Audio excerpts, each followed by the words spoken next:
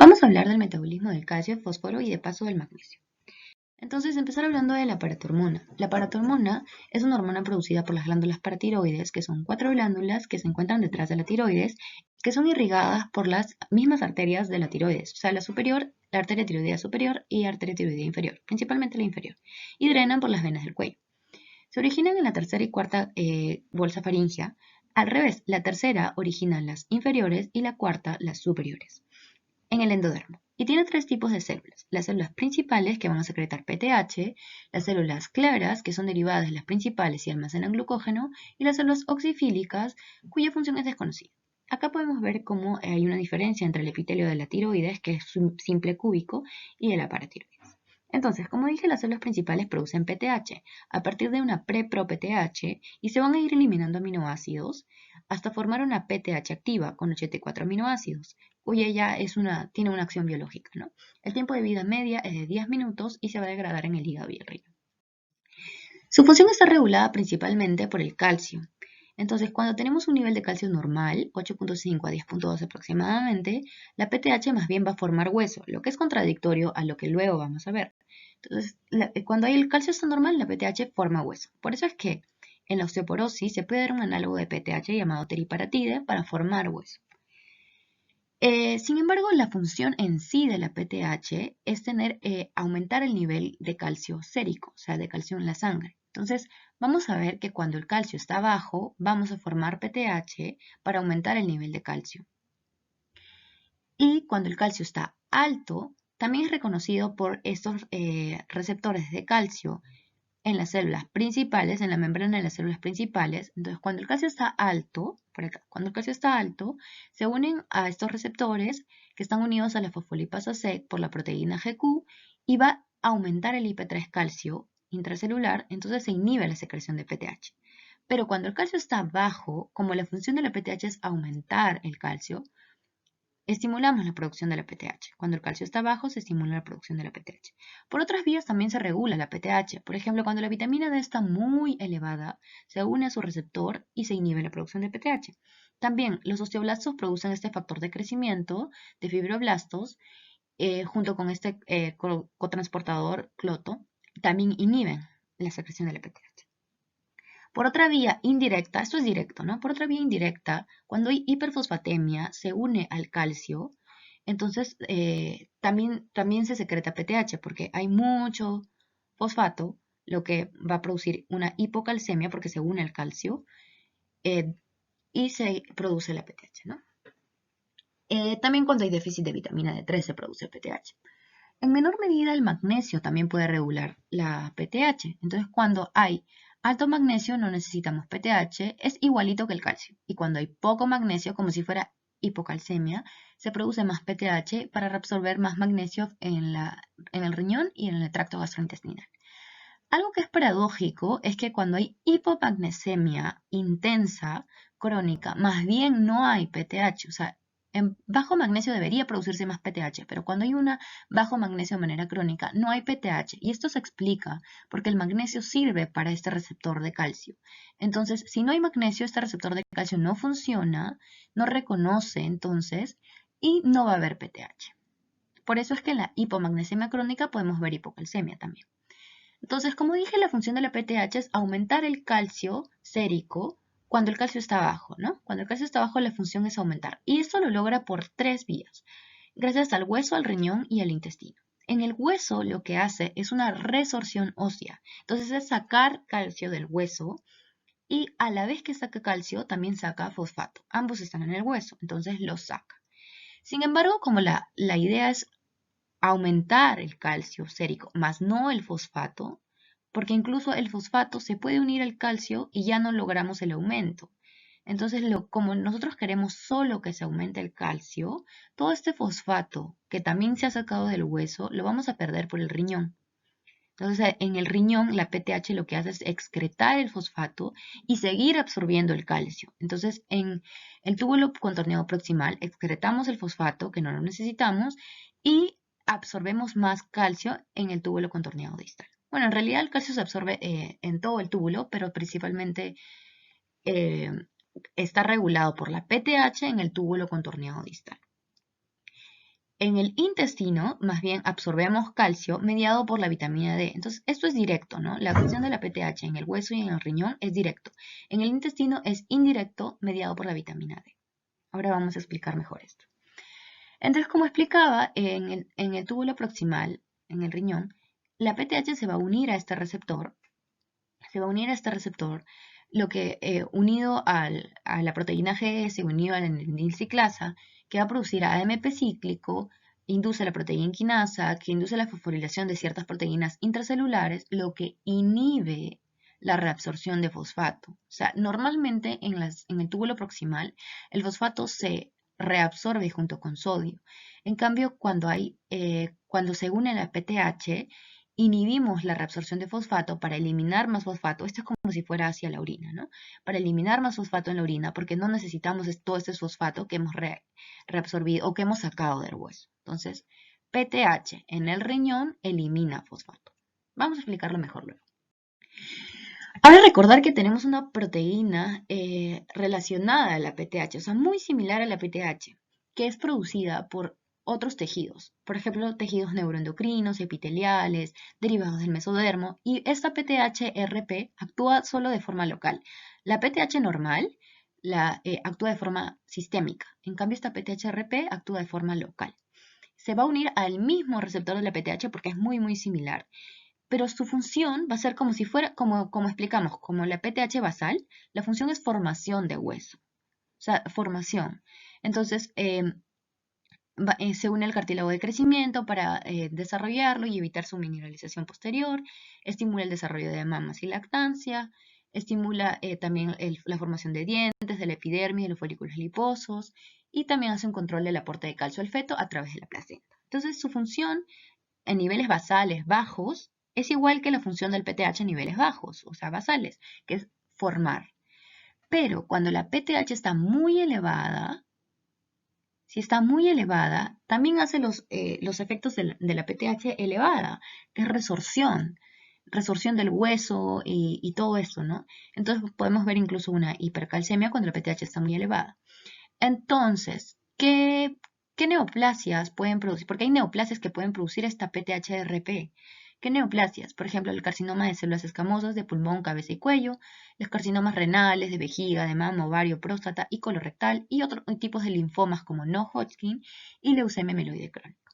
Entonces, cuando hay una PTH-RP elevada por una neoplasia muy elevada, la PTH sérica, la PTH normal, puede estar normal o puede estar disminuida. La vitamina D3 igual puede estar normal o disminuida, pero vamos a ver una hipercalcemia. Ahora el calcio. El calcio entonces es un catión divalente más abundante en el organismo, súper importante, el 2% del peso corporal. Y su función es múltiple, ¿no? Entonces la función, como ya hemos visto en otros sistemas de contracción muscular, también ayuda a la coagulación sanguínea, a la permeabilidad de la membrana y en ciertas reacciones enzimáticas. Además, se guarda en el hueso. Las sales cálcicas son el componente mineral del hueso, ¿no? Entonces, el calcio, acá por ejemplo está en hueso, pero cuando el calcio está en sangre, cuando no está guardado intracelular, cuando está en sangre, va a estar unido a proteínas en un 40%, sobre todo a la albúmina, y también puede estar libre, ¿no? Puede estar unido también, ultrafiltrable, ¿no? Ultrafiltrable porque se puede filtrar en el glomérulo.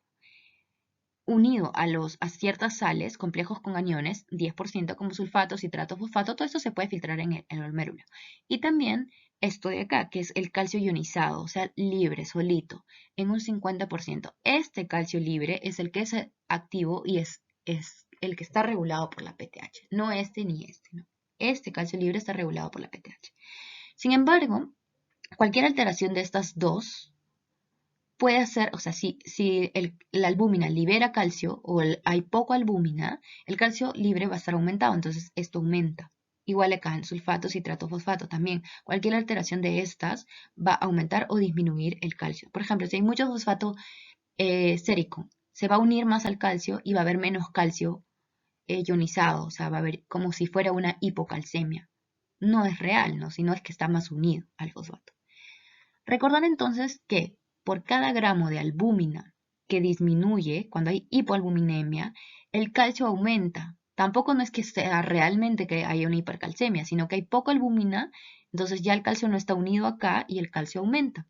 Entonces, por ejemplo, si vemos por cada gramo de albúmina que baja desde 4, que es más o menos un nivel normal, el calcio va a verse aumentado en 0,8.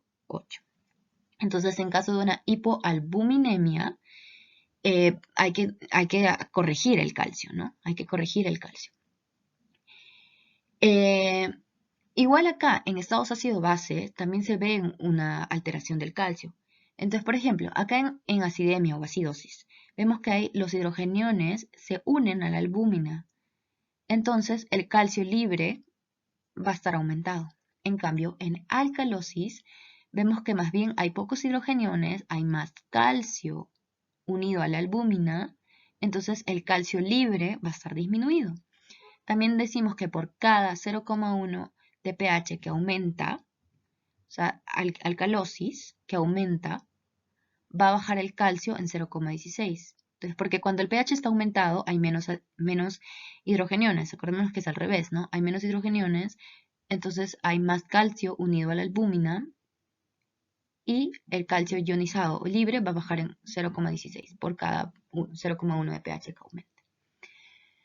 Ok, entonces el calcio, como dije, se puede absorber por el intestino y se puede reabsorber por la nefrona, ¿no?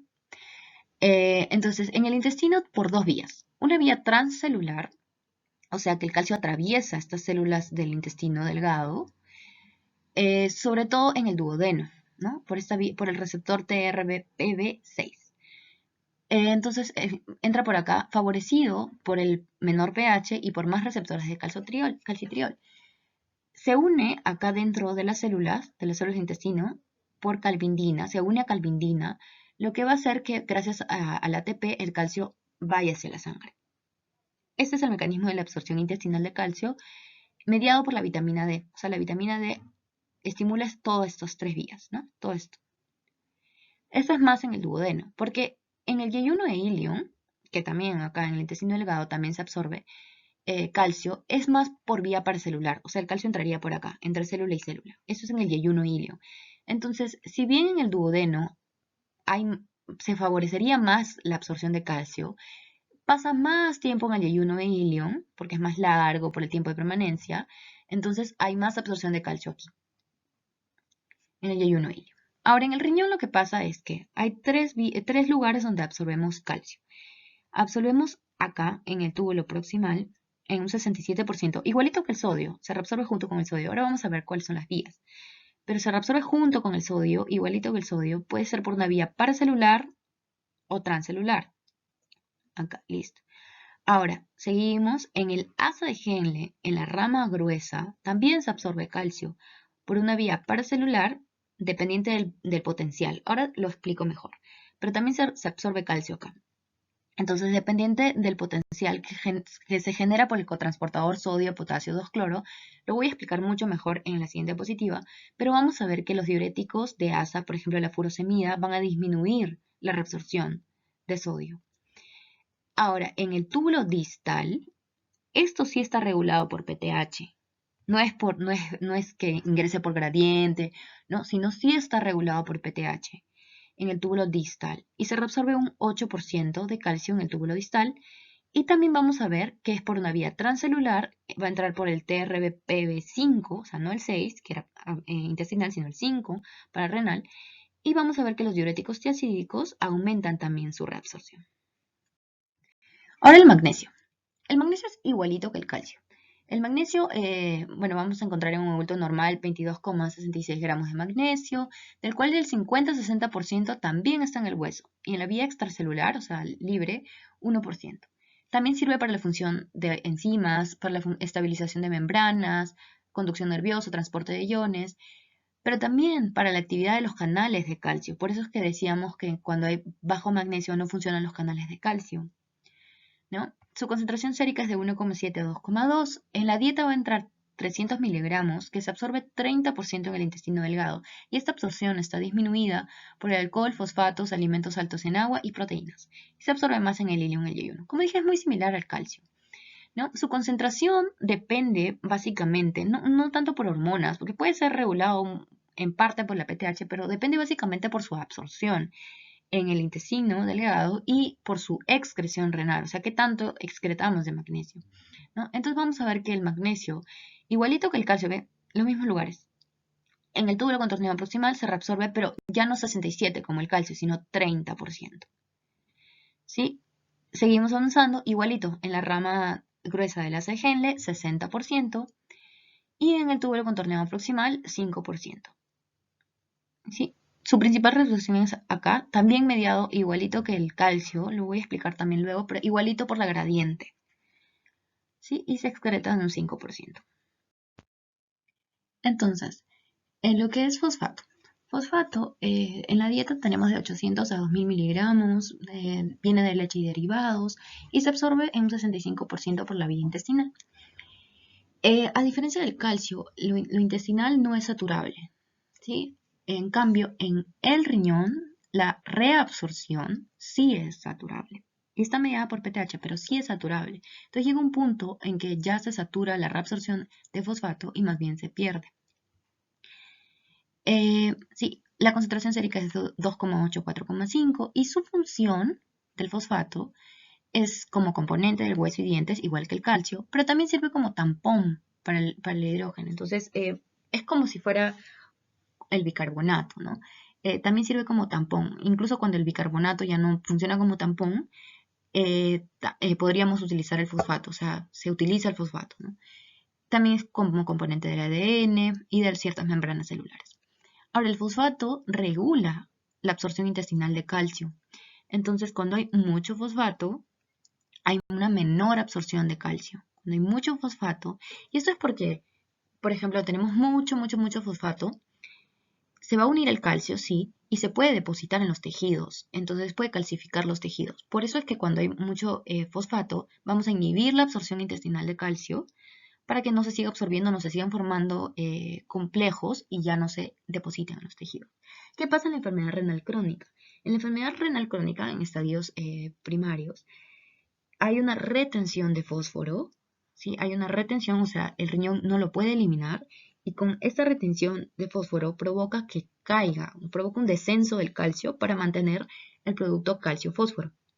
Y esta, de forma compensadora, va a aumentar la PTH. ¿Sí? Por eso es que vemos que el fosfato y el calcio van de la mano, ¿no? Se regula. Entonces el fosfato, como decía, está en la matriz ósea, está en el líquido intracelular como forma del ADN, ARN, ATP, y en el líquido extracelular está igualito que el calcio, ¿no? Puede estar unido a proteínas, puede estar formando complejos y puede estar como ionizado. Esto, igualito que el calcio, es lo que es ultrafiltrable, ¿no? Entonces, se reabsorbe un 70% en el túbulo contorneado proximal y esto está inhibido por PTH, ya lo explicamos. Entonces, la PTH más bien inhibe la reabsorción, más bien da fosfaturia. Y también acá, ¿no? En el túbulo proximal distal. Entonces, ¿cómo se regula calcio-fosfato a nivel renal?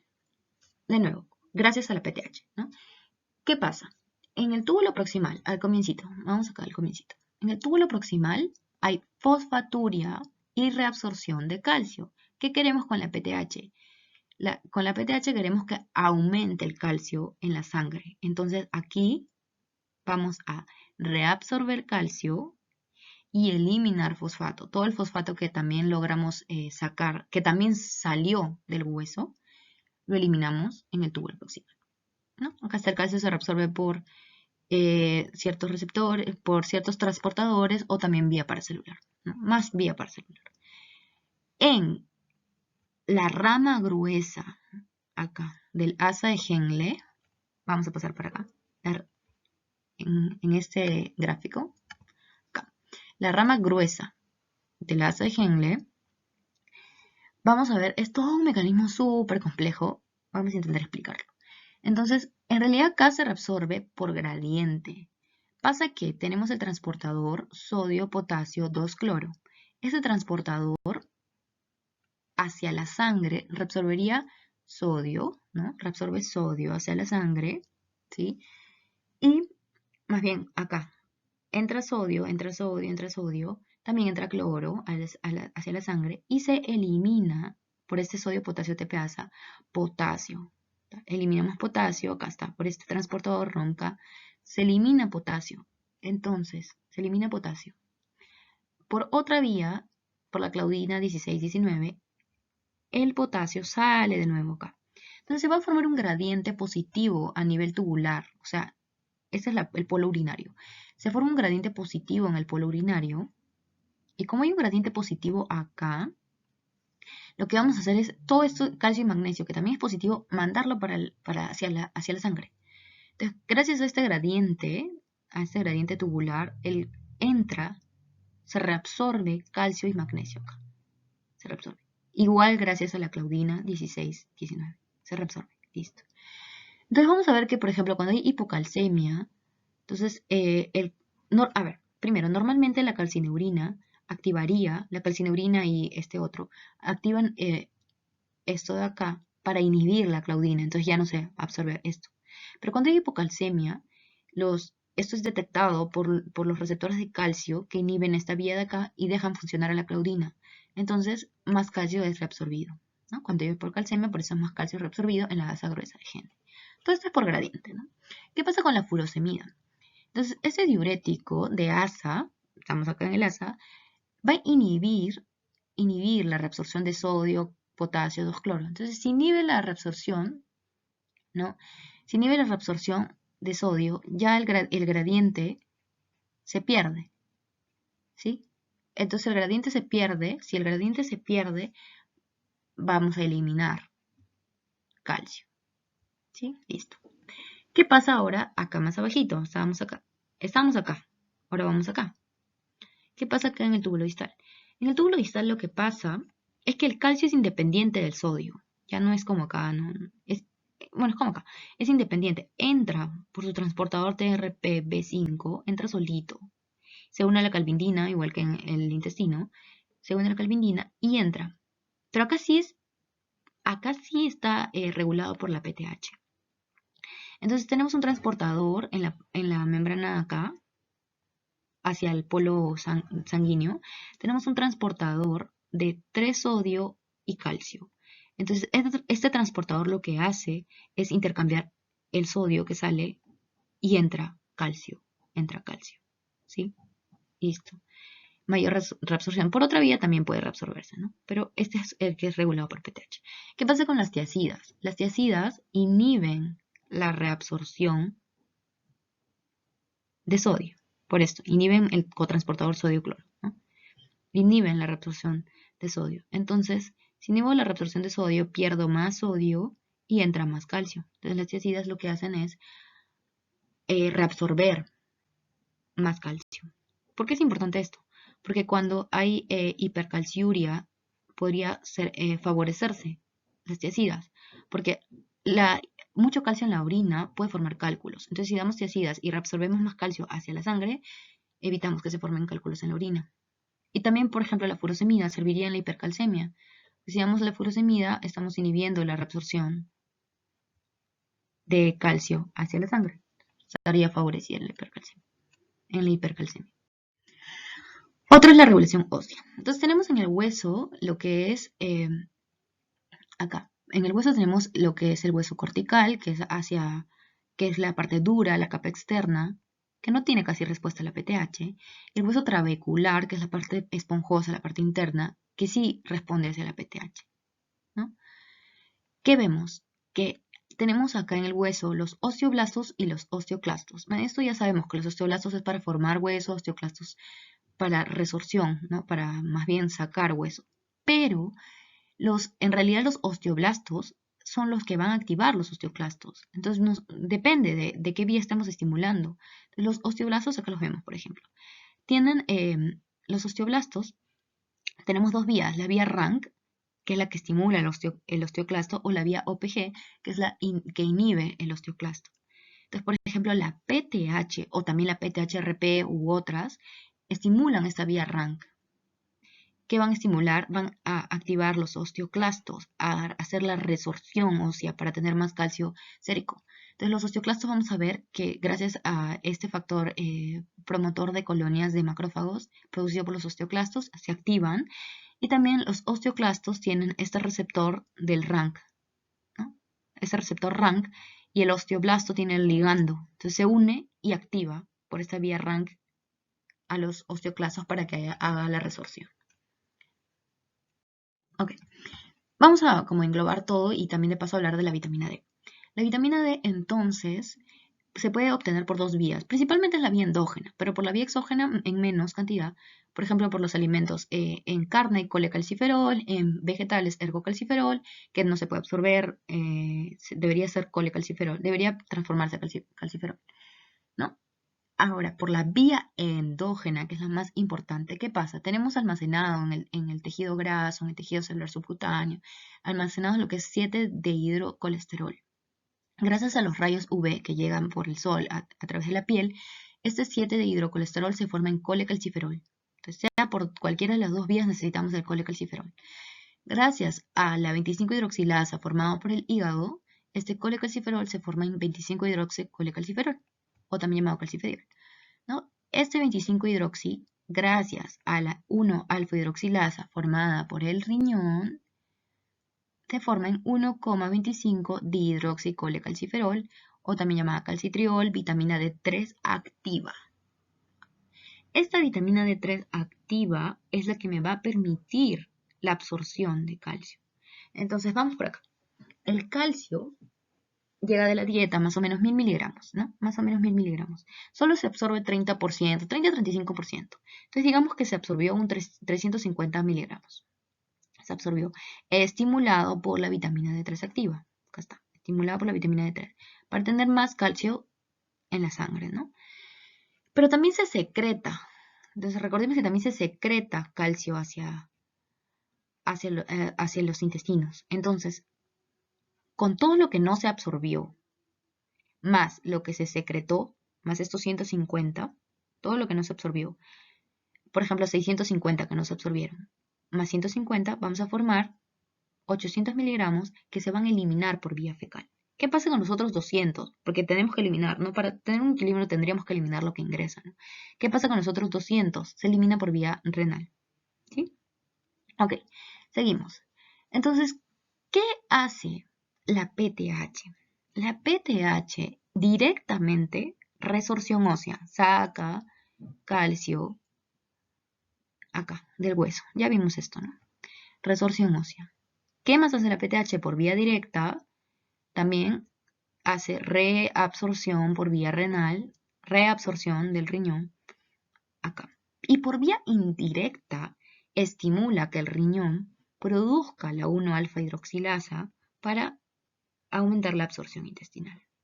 ¿Entendido? Ahora, la calcitonina hace lo contrario que la PTH. La calcitonina inhibe. Cuando hay mucho calcio, ya no necesitamos sacar más, inhibe todos estos mecanismos, ¿no? Sin embargo, no hace lo al revés. O sea, cuando hay mucho calcio inhibe, pero cuando hay poco calcio no es que se active. Cuando hay poco calcio se activa la PTH. ¿Sí? La calcitonina lo único que hace es, cuando hay mucho calcio, más bien formo hueso, inhibo estos mecanismos, ¿no?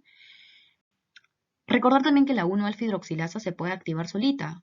Por ejemplo, en casos de sarcoidosis, sin PTH. En caso de sarcoidosis se puede activar la 1-alfa-hidroxilasa. Y eso es todo.